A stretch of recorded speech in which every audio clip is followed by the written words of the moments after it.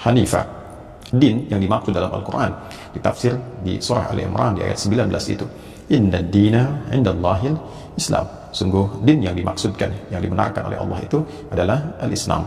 Jadi fitrah terkorelasi dengan din yang disebutkan Islam. Dan dari rukun Islam, pokok-pokok keislaman, nomor satunya adalah persaksian kepada Allah. Sedangkan rukun iman yang pertama adalah iman kepada Allah. Jadi seseorang yang terlahir, dia mendapat anugerah dari Allah berupa fitrah keimanan. Hanya apakah fitrah itu dia aktifkan, diberikan potensinya, seperti ada orang punya handphone, kemudian dia aktifkan atau tidak jaringannya supaya bisa kemudian aktif, bisa mendapatkan sinyal dan seterusnya. Demikian potensi itu ditanamkan pada diri kita, tinggal bagaimana kemampuan kita untuk berikhtiar mengaktifkan sinyal-sinyal iman itu, potensi iman itu agar bisa digunakan dalam kehidupan.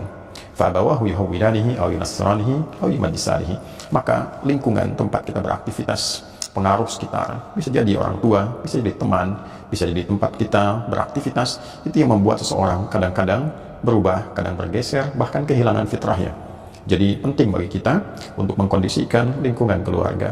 Ayah menjaga iman, ibu menjaga iman, satu keluarga akan terjaga. Lingkungan memberikan pengaruh, bahkan mengarahkan seseorang bagaimana dia berkarakter, bagaimana dia berperilaku, dan bagaimana dia menyusun arah berkehidupan. Di keluarga baik, tapi di lingkungan sekolah mendapatkan kondisi yang tidak baik, disekolahkan di tempat yang tidak ada iman, mendapatkan guru yang tidak beriman, mendapatkan pengajar yang tidak beriman, maka boleh jadi imannya bisa terkikis atau ia berpotensi kehilangan cahaya imannya.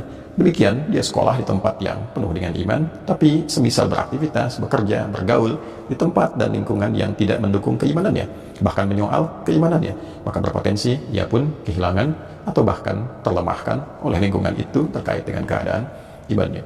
Maka berbahagialah, bersyukurlah, kita masih diberikan kehidupan, kita masih dapat beriman.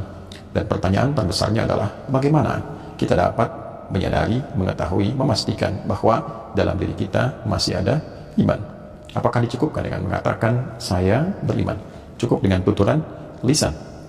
Ternyata konfirmasi keimanan itu tidak hanya dicukupkan pada lisan saja, tapi mesti dikonfirmasikan dengan keadaan hati yang dapat merespon akan sinyal-sinyal yang dipancarkan oleh Allah untuk mengaktifkan keadaan iman itu.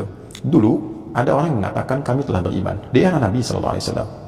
Lalu Allah Subhanahu wa Ta'ala menurunkan wahyu kepada Nabi Muhammad SAW untuk memberikan standar iman yang tidak melalui ucapan, tapi konfirmasi dari kedalaman hati. Maka turunlah diantaranya Al-Quran, surah ke-49 itu di ayat ke-14. Qalatil a'rabu amanna. Segelintir orang Arab